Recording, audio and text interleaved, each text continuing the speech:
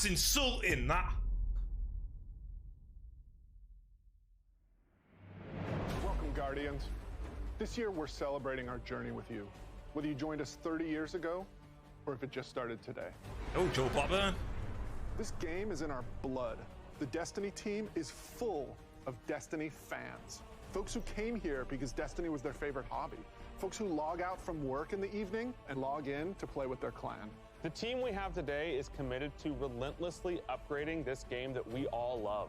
We aren't happy with just another mission. Instead, we want to push the limit of quality you can expect in an action MMO with uniquely Destiny experiences like Expunge and Presage. We are committed Presage to is how you say mission it. content that you can play in any game with a friend and having the best feeling action game, period. And this shows through in the passion that we see for Destiny 2. Since we declared independence 2 years ago, the Destiny community has grown by over 20 million new players, and it continues to grow faster than we ever could have predicted. We're grateful to be a part of this amazing growing community that you all have created. You represent Destiny. You help make it better every year, and you are so welcoming and supportive of every new Guardian that sets foot in the tower. And only a handful of us are going to be up here today. Most of them are in their homes, at their desks, working hard to bring the next part of Destiny to life. It's a huge honor representing such an incredible team and introducing the next chapter of Destiny 2. So, without further ado, this is the Witch Queen.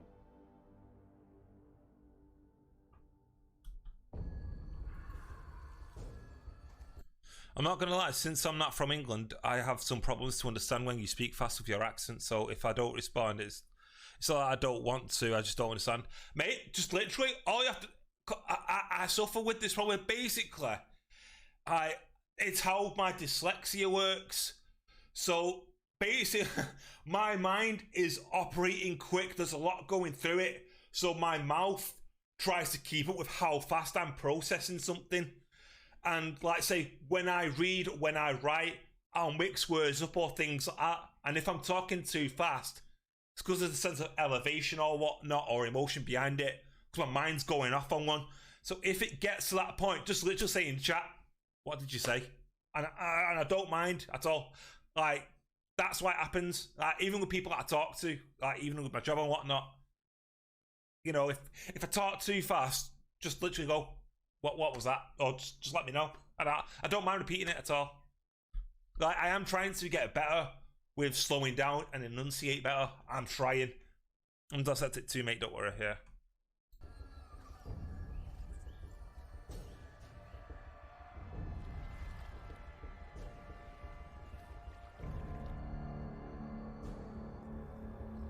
Oh? Where's Ikora? Truth is a funny thing. Does it live in the world? Or in the mind?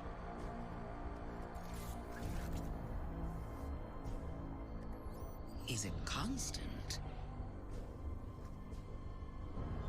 Or can it be bent? This armor looks amazing. Who decides what is true? In this universe of light and dark, there is no greater power. Tell me, little lights. What is your truth now? She's a guardian!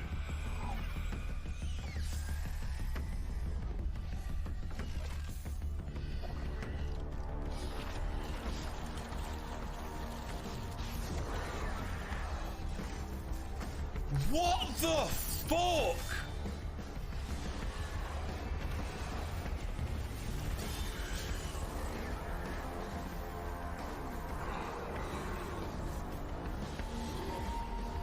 What? Holy Holy shit!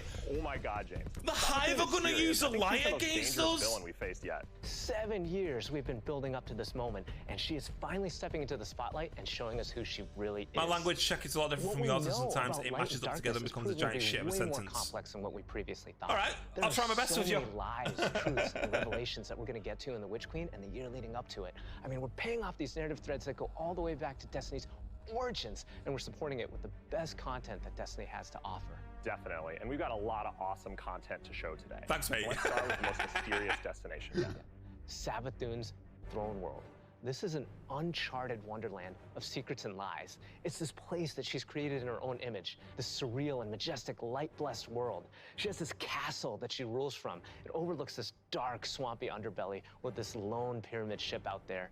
It's the future world she wanted to create, built atop the darkness that she left behind. And throne worlds, they're a deep part of Destiny lore. Powerful entities create these pocket universes, and when we're there, we have to play by their rules.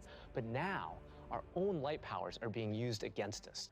I mean, she has this whole army of Hive that she's ascended to the light and brought along with her. How do you kill them? We've got to kill the Hive ghosts. Guardians, and they are the backbone of her new army. That's so fucked up, that. We've talked a lot. Let's show a little. Let's take the first ever look at the Witch Queen gameplay. How the fuck do you kill these? Have you got to kill the ghosts?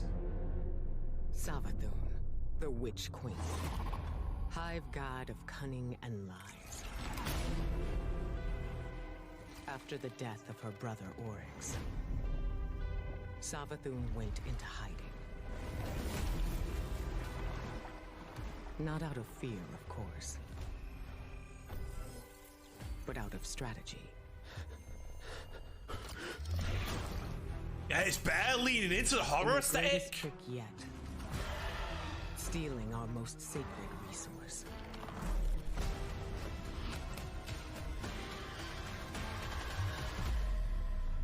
The one thing we thought she could never touch. The light.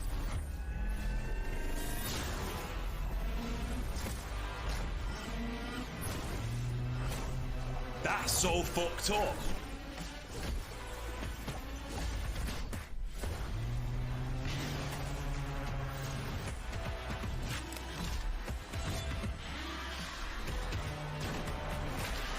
What the fuck is that?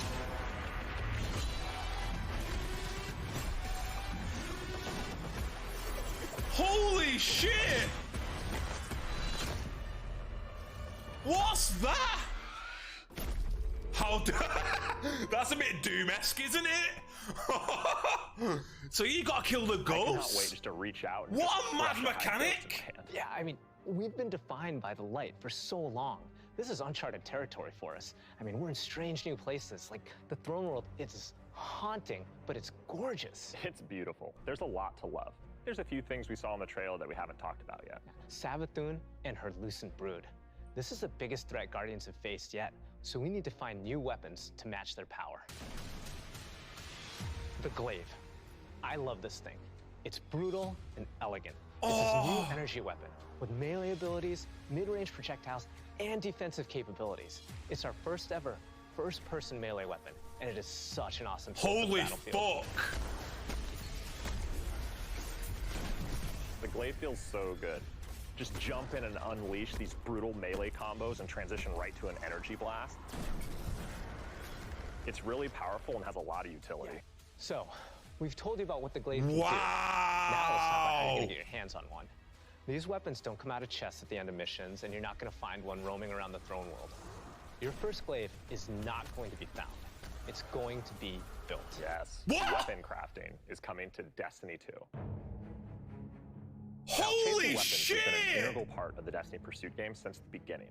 And over the years, we've added more deterministic paths. to get the Weapon goals we crafting want in on. Destiny! Take things like Umbral Engrams and the Raid Chest. Weapon crafting unlocks the freedom to choose all that and more.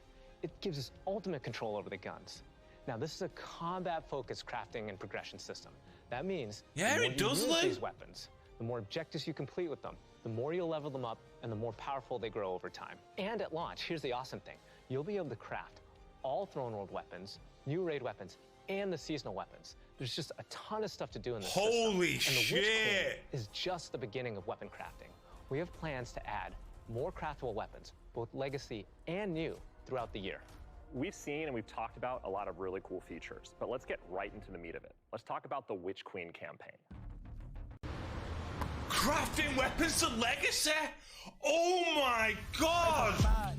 I was saying this fucking ages ago that Bungie should have done this. Oh, because all I think when I think craftable weapons, if you played Final Fantasy XIV, the relic weapons, if you could build a weapon in Destiny, you could turn it into an exotic or something. That'd be fucking insane, and here we are. Oh my god! I love campaigns. They've always been a cornerstone of the Destiny experience. They're rich, deep stories interwoven with big combat sequences and memorable characters. They take us to remote worlds in our ever-changing universe. And so we're putting extra care into the campaign for the Witch Queen. We want you to feel those goosebumps when you step onto the throne world for the first time and come face to face with Hive Guardians. I'll go to sleep. I need to sleep for tomorrow. I'm gonna hit you up in Destiny thing later. See you. Yeah, mate. Thanks for coming by, Jake. I'll catch you later, man. To the depths of hell. If you like games with standalone campaigns like have a good day tomorrow, Titanfall 2, God of War, and Halo, then the Witch Queen is for you. So, in addition to our classic normal mode, Legendary is our tougher, aspirational version of the campaign, where the enemies hit harder and respawning is heavily restricted. So every battle is a gut punch, every boss is a worthy adversary. It's gonna hurt. That's an interesting twist to put in PvP and PvE. If you persist and you get to the end, your time will be well rewarded. Whether you want to play solo or with a fire team, the difficulty will scale based on how many people you bring. Before we go, I love that. Down memory lane. I remember camping out the Predator for Destiny 1 because I just had to have the Ghost. To me, it was like the symbol of Destiny. And if you care about that stuff like me, you're going to want to get your hands on the Collector's Edition because you're going to get a Hive buddy to go up on the shelf with it.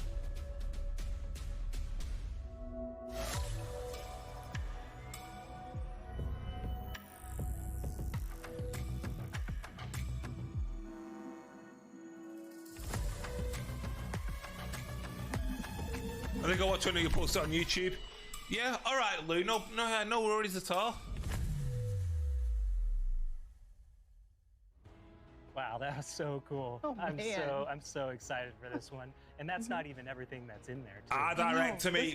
Holy shit. They're, I think, one of the best ones that we've ever done. That the aesthetic for this expansion's well good. Really perfect jumping point to enter the worlds that we build. And actually lifting like in-world objects and putting them in players' hands is it's just a good feeling. We don't just put random items. Everything in there means it reminds me of Remnant. I don't know what that is. And there might be some puzzles to unlock in there as well. Oh, we're getting a puzzle with this.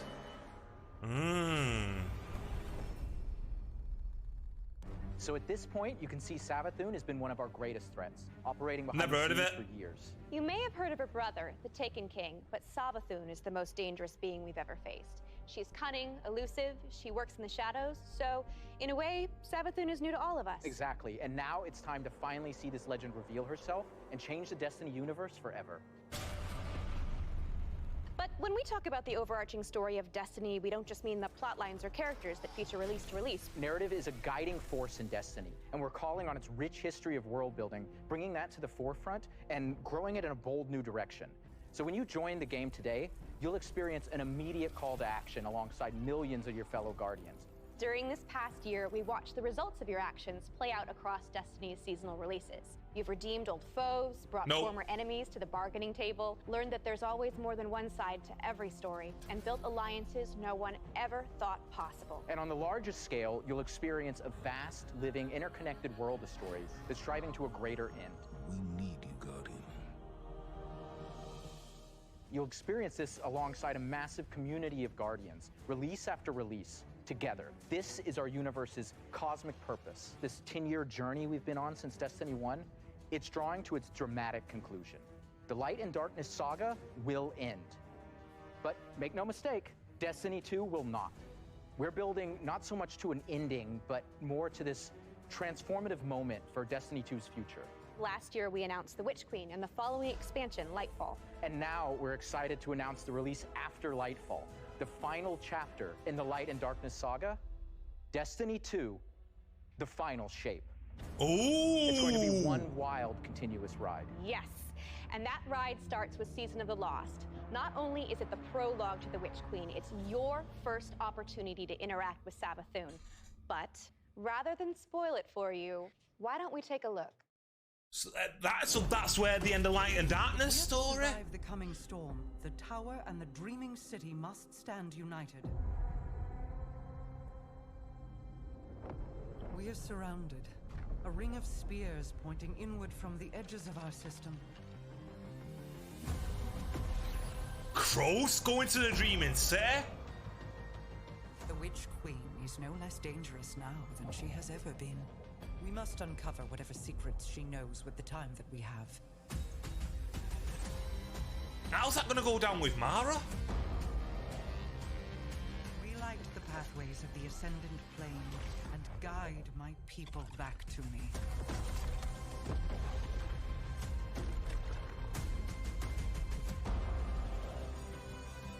There is a malevolent force at work in this plane, Guardian.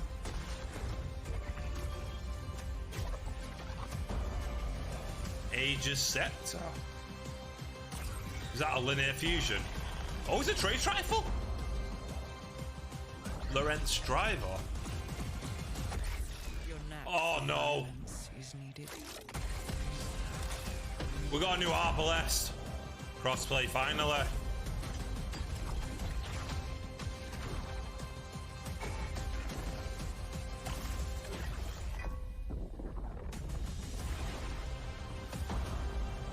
Not sure.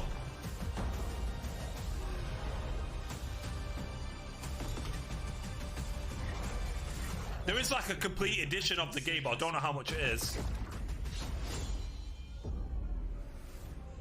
Oh shit!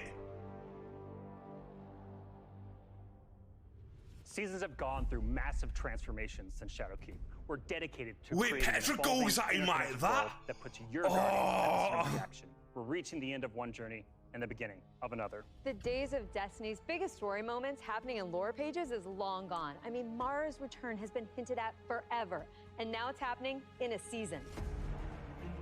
One of the changes I'm most excited about are the updates to the light subclasses every season in Year 5 of Destiny 2. We're adding aspects and fragments similar to Stasis. We'll be starting with the Void subclass update that goes live alongside the Witch Queen. But the Witch Queen is only the beginning of what's to come. Solar happening? And Season of the Lost is the prologue to that story. It starts off with Marasov's return to the Dreaming City, and with her return, all the awoken technology comes alive. But the Hive God of War, Xivu Arath, has reemerged and has Guardians and Mara in her sights. Guardians must forge a path through the Ascendant Plane to save Mara's lost Coven of Witches before Xivu Arath can reach them. And to aid you in this task, you'll have the Wayfinder's Compass. The time is at hand. The beacons shine bright and the ley lines are set in place. It's an ancient awoken artifact that gives the wielder the power to uncover pathways, secrets, and treasures within the Ascendant Plane. There's a plethora of new weapons coming, including a suite of legendary stasis guns that will stop your enemies cold. Ooh, new hand cannon. Oh, it's 180. The armor makes you feel like you're a member of Queen Mara's court. And no oh, season is wow, complete that without armor's new well products. cool. Season of the Lost features one once intended for Uldren.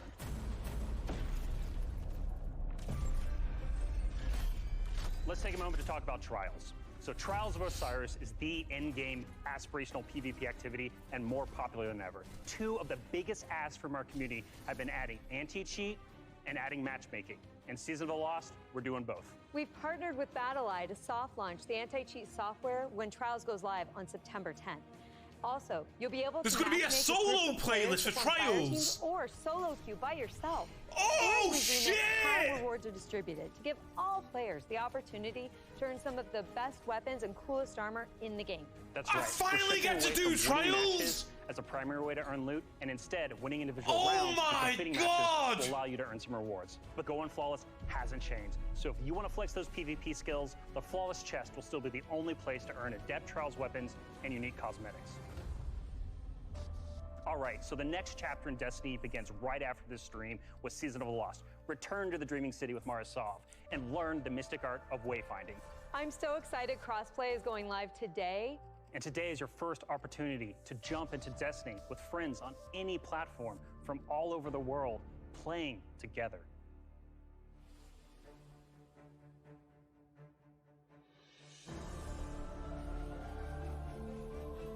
Ooh.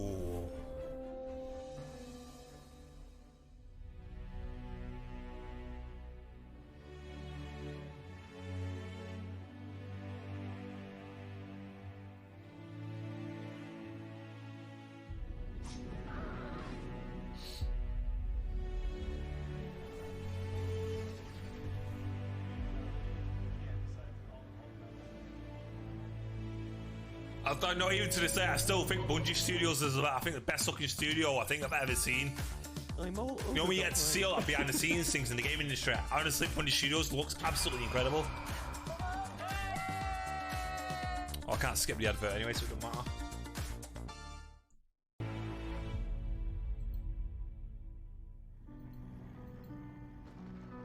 It's my first vlog. That's my first team.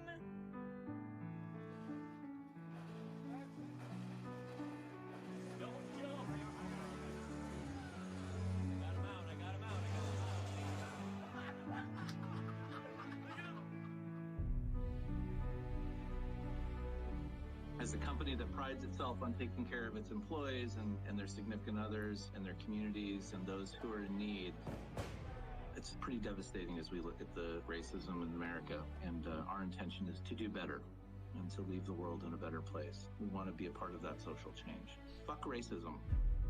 We don't just stop with the games that we make, but we really utilize the successes that we've seen to be able to give back in an even greater capacity that spans beyond just the gaming industry. Bungie Foundation, thank you. Pressing button. We're live! Destiny servers are live. This adventure has begun. It's awesome to have you here.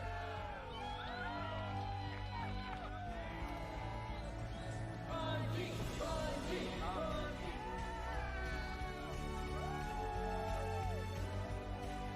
This game is going to single-handedly destroy my social life, and I can't wait.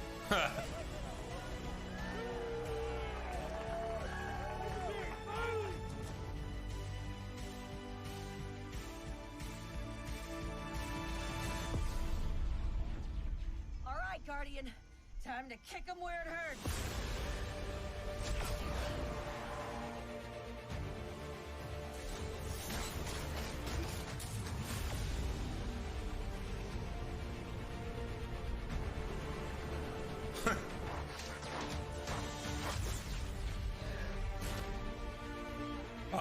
That was a good transition. That was really good. This is going to hurt.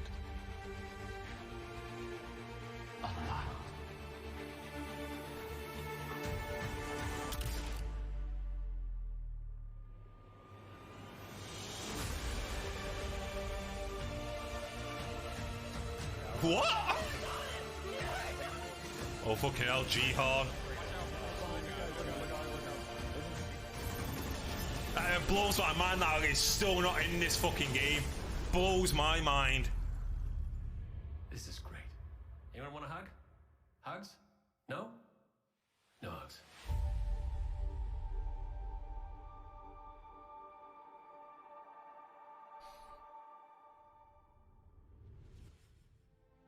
How do you follow that? Wow, 30 years. And I remember when Halo first launched, and my friends and I completed the entire campaign in a single epic play session. And as the credits rolled, I knew that Bungie had transformed console gaming forever, and that I would be a lifelong fan. Yeah, it changed how we played games too. I remember getting together with friends for Halo weekend LAN parties. We had so much fun. And 30 years of Bungie games is something special. It's something worth celebrating together. So we're gonna have a party in Destiny 2.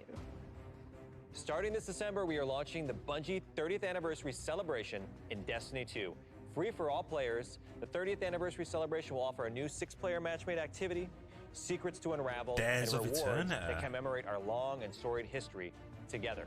And that's just the beginning. In addition to the free event, players can also purchase the Bungie 30th Anniversary Pack that includes a new treasure-themed 3-player dungeon set on the Cosmodrome within the fabled Loot Cave.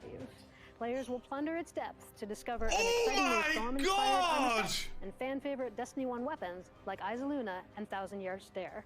It even has the Claymore sword from Myth. Purchasing the pack unlocks a range of awesome Bungie-themed armor ornaments and cosmetics to collect, including ornament sets inspired by the Bungie 30th Anniversary Celebration and Marathon. But the dungeon holds one more secret. The crown jewel of its weaponry is a Destiny 1 classic. Gallahorn is making its long-awaited debut in Destiny 2. We're going to take its iconic status to the next level. Gallery's been carefully updated for the Destiny 2 sandbox. So, this it's December, about fucking time this gun came to Destiny 2! 30th anniversary oh my god! But the party isn't only happening in Destiny 2. We've partnered with Nerf Limited to create a functional, dart-firing Gallahorn. We'll have more on that soon. Yeah, I fucking said! We've made over that's the years insane! And a sneak peek of what's coming up. It's a long time fucking coming. That gun has had a place in the sandbox for fucking years. Rocket launchers have been trashed since Gallahorn got nerfed back in Destiny 1. I can't believe we're celebrating I'm happy it's back. 30th anniversary. 30 years. It's incredible. Yeah. I mean, think of all the games and products that have come out over these years. Yeah, starting Operation Desert Storm, Pathways into Darkness. That's Marathon, nuts! Myth, Oni, Halo, and Destiny. 7 years of Destiny. It's an amazing journey. So fucking excited. Gallahorn! We have a lot of really cool stuff coming My up. God! And a lot of other things in the works, of course, as always. But yeah. I mean, what do we have? We have. I've been saying it for a long time, and there are enough legendaries and energy weapons out there now where the Gallahorn could be, it could fit nicely amongst all the rest of the exotics in the game. Yeah, it could, and it is.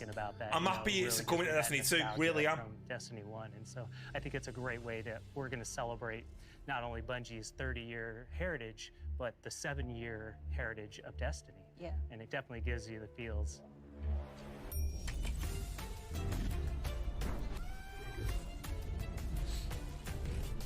Anyway, getting up posters on YouTube and I watch it, pal. Alright, mate. Catch you in a bit, Lou.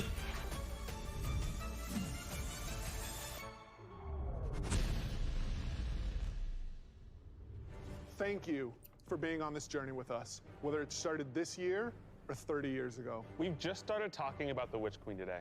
You've got our first peek at weapon crafting, our Definitively Destiny campaign, the glaive, and a year full of updates to all our light-based subclasses.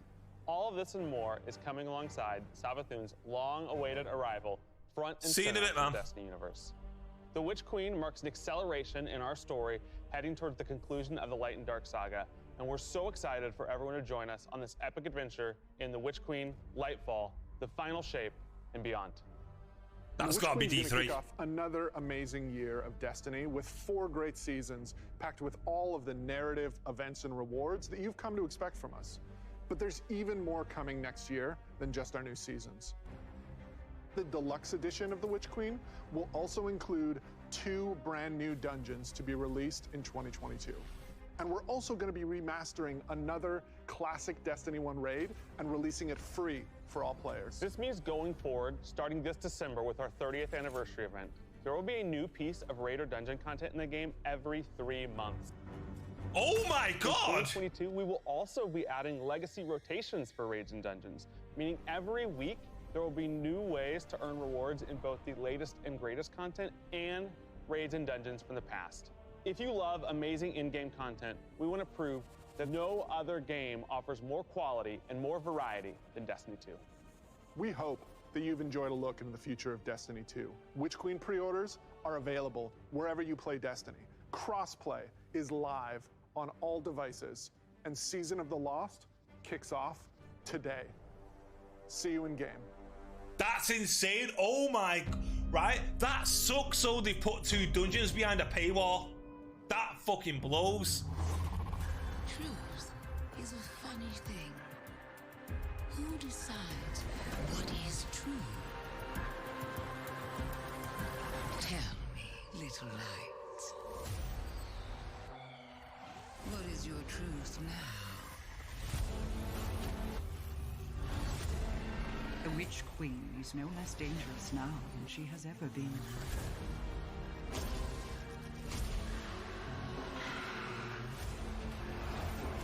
Prepare for what is inevitably to come.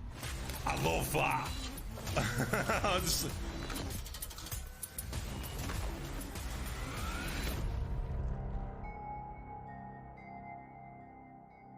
Wow, that is a lot that's coming. Holy shit, Bungie. Oh. Yeah, that is a lot to get excited about. My God, what time are we on?